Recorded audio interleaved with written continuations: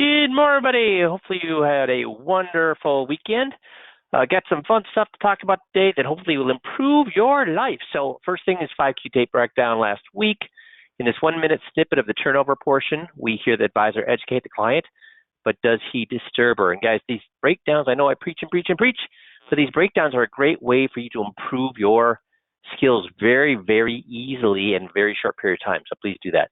We're excited to announce that next Tuesday, we're going to walk through the new features in the sales software. So based on a lot of feedback from some of our best advisors, they had been recommending some changes to the sale plan. So it is, we're going to walk through that. So it's much more, it provides a lot more information than it did before. Now, you'll still be able to use it if you like the basic one. You still use the basic one, but it's going to be a lot more in depth for those of you that want a much more robust presentation for your client.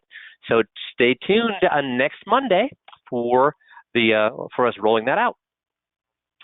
Last week we were talking about the fixed index annuity presentation and how to learn it, and about Anki and the science behind Anki, and a lot of people had not been familiar with that or wanted to know more about that. So this week I'm going to be talking about how to make learning things much easier. And of course you can use this with the FIA script, the 200-point checklist script, but you can also use it for anything you want to learn, whether it's a language or anything else in your life, and you can certainly share it with your kids if they are interested in doing that. So how do we get a lot of feedback saying, hey, can you tell us more about how that works and how to do that? So we're going to talk about that. Now, the way we most of us in school learn things is we memorize things, right, through repetition, repetition, repetition. So what does science tell us? Is repetition the best way to learn things? What do you think? Is repetition the best way to learn things? It's what we all did. It is not the best way to learn things. So we're going to talk about two different studies. One of them, or the first of them, is by Johns Hopkins, and they talk about how to practice effectively, and it ends up doing one change can have a major impact on how quickly and how well you learn things. What we found is that if you practice a slightly modified version of a task you want to master, you actually learn more and faster than if you just keep practicing the same exact thing over and over and over. So it's called just modifying a little bit as you're memorizing things. So you've heard me talk about this. There's been lots of studies showing that practicing things even in your head is the same as doing it in real life. So what they found is that if three groups of people, one group doesn't practice free throws at all, another group practices free throws in actuality, and another group practices it just in their head, over and over and over, practices it in their head. Obviously, the group that did not practice at all saw no improvement. What did they find out with the people who practiced it in their head versus actually doing it? What did they find? Was there a huge difference or virtually no difference? Huge difference or virtually, yeah, there was no difference. Actually, they found that if you practice free throwing in your head, guess what? It was as good as within just a tiny, like a 0.05% difference in that, and that's been replicated over and over and over. So practicing, I'll give you an example of that. We all know who John McCain is, right? And he was a prisoner of war in Vietnam. He practiced shooting. One of the ways he made it through being a prisoner of war and all the stuff he had to endure as a POW, he shot his favorite golf course over and over in his head, And guess what? When he came back, first time back on the course, now he hadn't picked up a golf club in years. He'd been through all sorts of torture and everything else. How well should he have done? Well, it ends up, guess how well he did? He was only 2 strokes behind his best ever. That gives you the power of doing something in your head. But that's different from what I want to talk about today. What they found is that, let's talk about the people who actually physically shoot the basketball. What they found is that if making slight changes in conditions, you lock in a skill better. So instead of bouncing the ball one time and then shooting a free throw, occasionally bounce it twice and shoot a free throw. Well, if you're going to shoot 100 free throws, Don't just bounce at once, shoot a free throw. Bounce at once, shoot a free throw. Bounce at once, shoot a free throw. You should also move a little bit to the left and shoot the free throw. Move a little bit to the right and shoot a free throw. Move back 2 steps and shoot a free throw. Don't make huge. Don't go for the half court and shoot. Don't go from the side and shoot. We're talking about an inch here, an inch there, 2 inches here, 2 inches there. Slight modifications lock in those skills better. You don't want to do too much modification because then you're losing it. You just want slight modifications. Also, you don't want to do that too soon. So at first, you got to get good at shooting free throws. Once you're good at shooting free throws, then you want to make those slight changes. Don't make it right up front. Make sure you have at least some skills before you start making those slight changes. And you don't want to do it too soon, okay? Also, they found out that you need to take a break. You need to take a break from when you're practicing. So if you shouldn't just shoot free throws for hour upon hour upon hour. What they found is you should shoot free throws or do a memorization of a test, or as you're learning a language, you're after your lesson, you want to take 6 hours, a 6-hour break before you learn again. What do you think is happening, or go back to memorizing or learning what you want to learn? What do you think is happening to that information during those 6 hours? What do you think is happening during those 6 hours?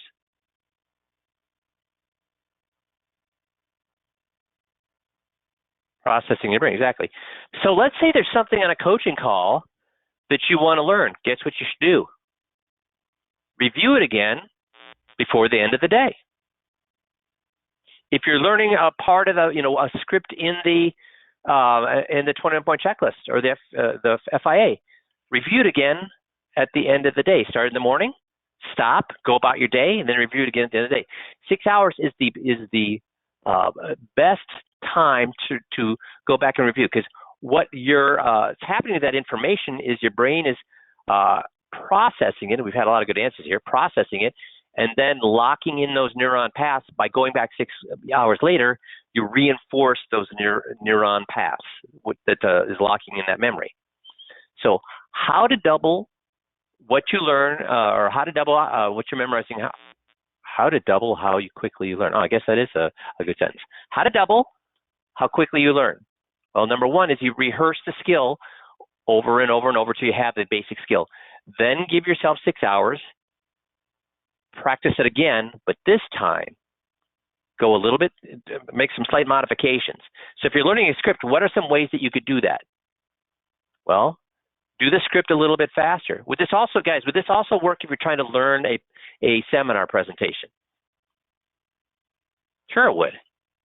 So learn the script, wait 6 hours, and then practice again. But this time, go a little bit faster. Talk a little bit faster than you normally would. Then do it again. Wait 6 hours. Then go a little slower than you would normally do it. Wait 6 hours or next day. Then break it into smaller chunks and master it. So break it into the introduction. Break it into the first 6 slides. Then break it into the next 6 slides. Then master them, master. Once you have the presentation mastered, then practice it under different conditions. So when you're practicing, for example, a seminar, you want to be in an empty room and you want to have tent cards all over, and you want to be calling people by their names, imaginary people in their names, imaginary people as if they're actually sitting in those seats. So those of you that ever do a seminar, that's how you get 80% appointment ratios, is practice it with people in the seats. But should that be the only way you should practice it that way? Move those place cards around. Take the place cards away and imagine talking to people without their names there. How else can you do it? Do it in the morning. Do it in the afternoon. Do it dressed up like you're going to be actually presenting it. Do it in sweats. Practice it under different conditions. And then what you want to do, remember we talked about this last week, once you've got it locked in, how often should you be practicing it? This doesn't give you that information. So remember, how often? Once you have it completely locked in, that you can do it. And remember, I tell people, when it comes to the FIA presentation, 21-point checklist, or a seminar presentation, should you do it until you get it right? Should you do it until you get it right? Ah, you guys are so smart. You're saying no. You should do it until what? That's right, till you can't get it wrong.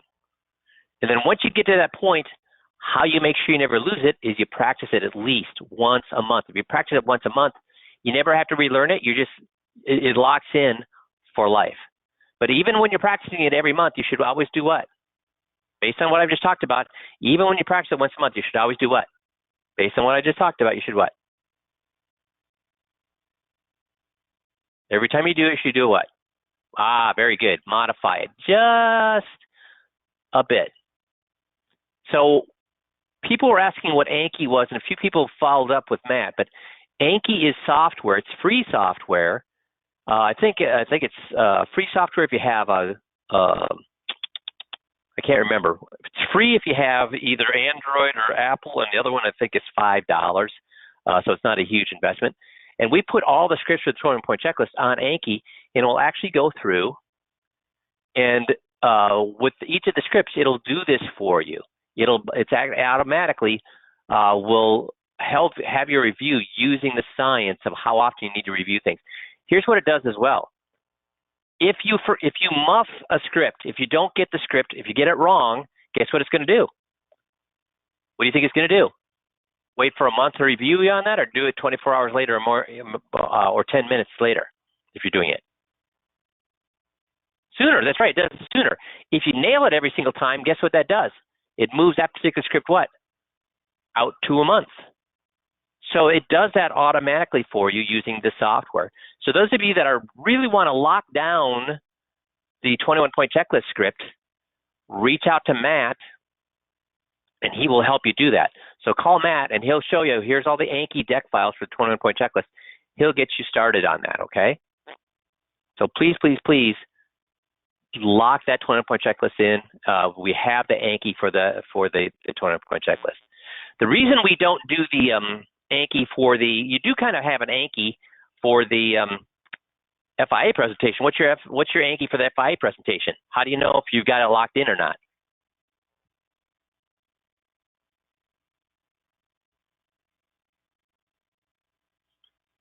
So the FIA presentations are on a slideshow. So if a slide comes up and you don't know what to say, guess what? So that's the great thing about the FIA presentation is it is a PowerPoint presentation. So you'll know if you've got that locked down, because if a slide pops up and you don't know what to say, you got to go back and practice that. And again, you're going to modify it a little bit. So that's what Johns Hopkins says. What does the American Psychological Association say about memorizing things or learning things better? They go back to, what movie is this, guys? We'll give you a little quiz. What movie is this? See how many of you get this. How many of you have kids or grandkids that this is an extremely popular movie?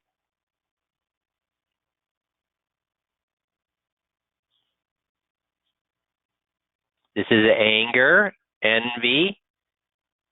This is the actual person. Fear, sadness, Inside Out. Inside Out.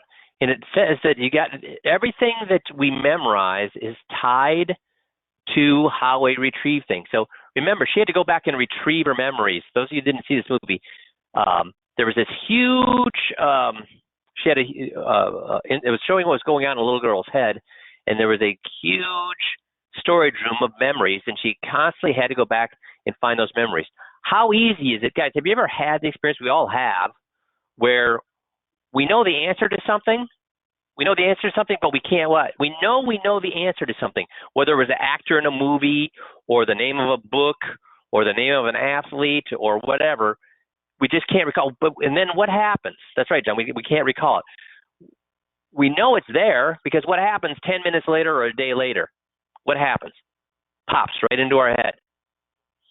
So we have to get better at retrieval, not memorizing things. We're all good at memorizing things. We have to get better at retrieval, and that ends up being the best way to memorize things. Retrieval is the process of accessing the information we have stored in a long-term memory. Now, the most of us, for example, with Anki is digital flashcards. So it's going to ask you, please do this part of this script. And most times, a lot of times when we're first memorizing, we don't remember. So what's our first instinct to do? Let's say if we had it on a paper card, what's our first instinct to do? If we're doing math and it's 7 times 5 and we don't remember, yeah, that's right. You want to peek. You want to peek. You want to look. You want to flip the card to see, what is it? And guess what the science tells us? If you do that, guess how long you're going to be learning something? If when you don't know something, you immediately go and peek and look at the answer. That's right, Kevin. You don't do that, because when you do that, you're not learning anything. What creates those really strong neuron connections, those memory connections, is you not peeking, but actually mentally, physically. I don't want to say physically. It is a physical thing. Mentally trying to draw that back, draw that out. Remember it, retrieve it. Even if you can't retrieve it, does that help you? Even if you can't retrieve it, does it help you? Yes, it does. See, what they found is they did many experiments, and they're talking about this in the American Psychological Association journal. Other conditions experiment examine the effects of repeated retrieval practice. Once a word was recalled, so this is talking about learning a language. Once a word was called, the computer program required the students to practice retrieving the items 3 more times. But here they did it different ways. One repeated the retrieval condition and had the 3 recall trials happen immediately. So here's the word. What does it mean? Here's the word. What does it mean? Here's the word. What does it mean? 3 times, over and over and over. Okay. This was referred to as the mass retrieval practice. It's akin to repeating a new piece of information over and over and over in your head right after you practice it. Finally, and last condition highlighted here, the students also practiced retrieving words 3 times, but the repeated retrievals were spaced throughout the learning section. And this is what Anki does for you. It spaces those retrievals throughout the learning session. For instance, once the student correctly recalled the transition, and this is Swahili, that's the language they're learning, the program moved on to other vocabulary words, but prompts the practice retrieval of the translation of Mashwa will pop up later. And again, Anki uses the science of when to bring that up to give you the most likelihood of remembering that. In this way, the retrieval opportunities are spaced throughout the session. And look at how well, study once, recall once. Recalling it 3 times in a row, did that help you at all? Did that help you at all? No. But having this type of mentality, how much did that help? A little or a lot? So doing this, did that help you a little or a lot? Look at it, almost 3 times more remembering, because it forces you to retrieve that information, to create stronger connections to the memory. And again, that's what Anki does automatically for you. Please call Matt. If you haven't learned if you don't have mastered the 20-point checklist, do this. The nice thing, it's on your cell phone. So guess when you can do it? It's on your cell phone. Guess what you can do? It's like having what along with you at all times? If your kids are learning math or multiplication tables through flashcards, is it only if they only practice it once a day? What's the likelihood you're going to remember? One of the things that, for example, that they found, and it works with memory, it works with your strength. If you want to do a lot more pull-ups, guess what they tell you to do? You should max out the number of pull-ups or push-ups you can do at the beginning of the day. Guess what they found works way better? If you want to do more push-ups or do more pull-ups, guess what they found? Doing just a few, not till you collapse, just a few throughout the day. Guess what that's going to do? Within a week or so, you're going to be able to do a lot more pull-ups or a lot more push-ups than if you just, and you know what, with a lot less pain than if you just went till exhaustion once a day. It's the same thing with memory. And if you do it throughout the day, you're getting that spaced. And also, are you likely to be in a different situation, a slightly modified position or area or place throughout the day than if you just practice it in one place, same time every day? Yeah. So if you're waiting for your food, guess what you can do? Pop out, or your phone, bring up your Anki, test yourself on just a few of those scripts. And if you do that 4 or 5 times a day throughout the day, is that a lot of work? Is that a lot of work if you just do it 4 or 5 times, a few flashcards throughout the day? A lot of work or a little work? Not a lot of work at all. Does that make sense? And here's why it's so important. Another study asked college students to study on a topic. And have any of you heard of the mind maps? Have you ever, anybody heard of mind maps? Where you take an idea and then you draw a line out and you draw these lines out so it looks like a star or a sun, and you put down all the, and for years and years and years, we were told that that was the best way to memorize things. That was the best way to memorize things. So here, they had college students learn, I think it was some sort of history lesson or whatever, and they used rereading. That's what most of the college students use, is reread it over and over and over and over. And what do we just find about that type of study? If you read something over and over and over and over, what do we find about that? Effective or completely ineffective? Doesn't work at all. Another one is practice of problems. Another one is flashcards. So they try those 2 different things. Rewrite notes, study with a group. Oh, I'm sorry. And this is just in general. They ask college students, how do you study, whether it's for math, science, or some more sorts of liberal arts? So most of them reread. Half of them practice the problems, have flashcards, rewrite notes, study with a group. They memorize. They sit there and try to memorize things. They use mnemonics, make outlines, practice recall. They highlight things in the book. They use real-life examples. And if you looked at how well things work, are they doing the complete opposite of the way they should, or the right way?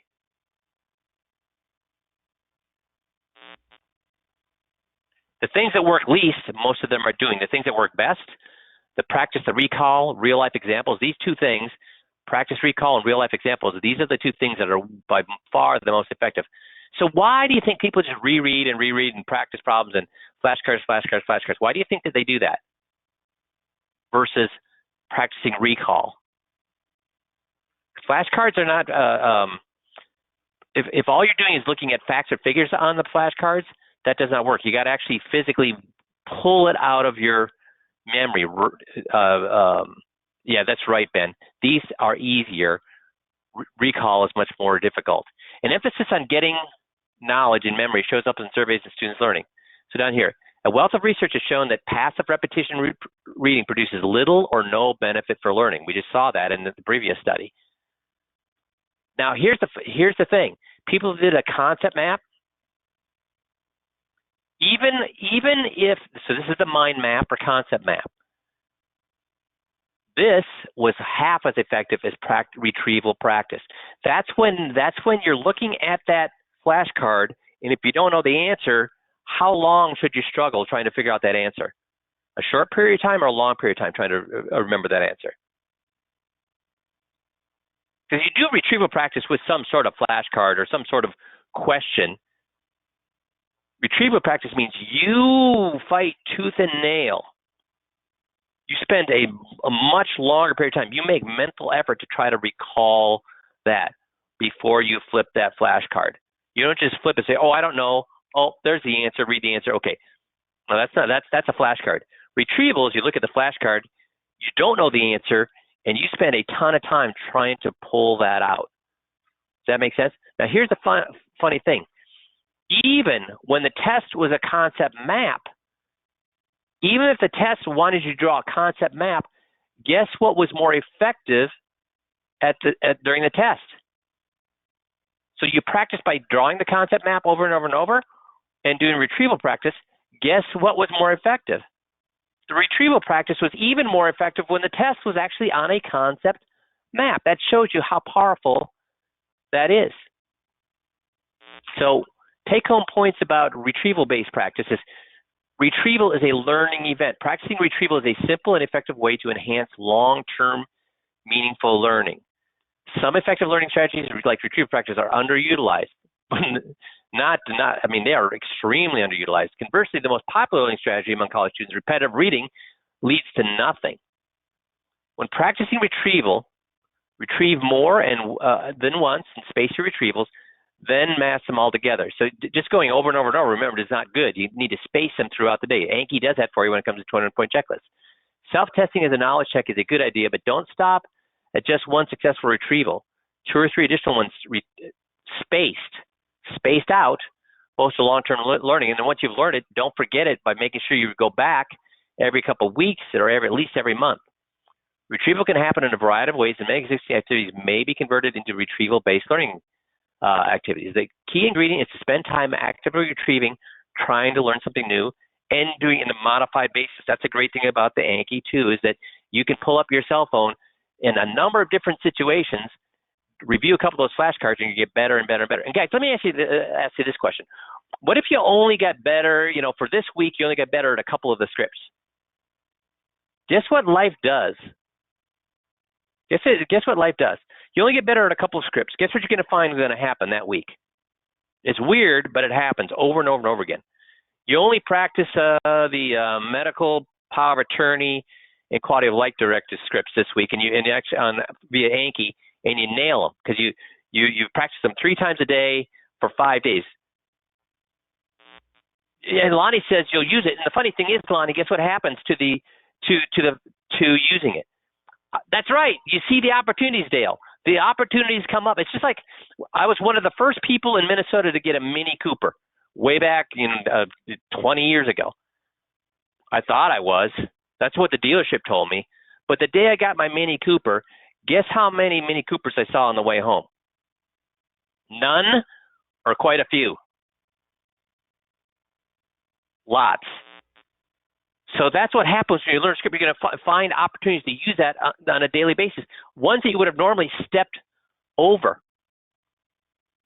So please, please, please, if you haven't done that, do it. Even if you don't memorize the 20, does it matter if you memorize the whole 21-point checklist?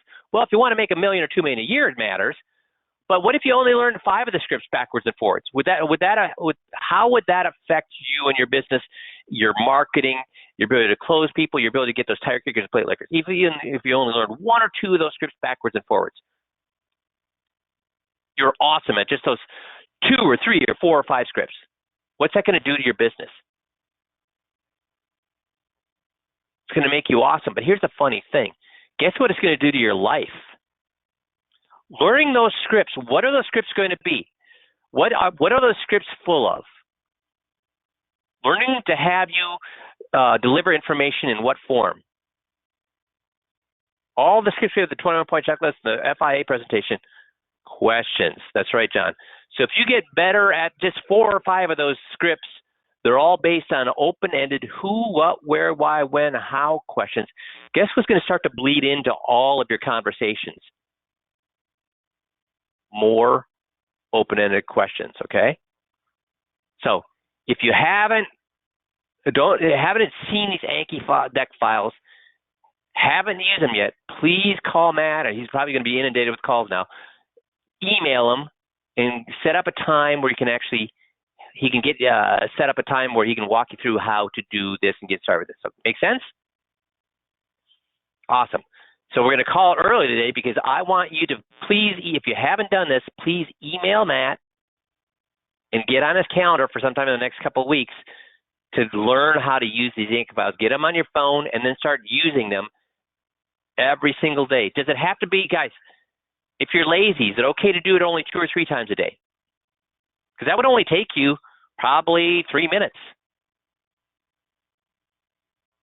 Yeah, it'll only take you 3 minutes. So do it 3 times a day. Do it if you're more aggressive, do it 5 times a day, or learn 2 different scripts in a day. So please, please, please get started on this. That's all I want to talk to you because it's that important. Please, please, please email Matt, get on his calendar so you can get started on that and start using it every single day. Make sense? You guys have a great rest of the day. Thanks, everybody.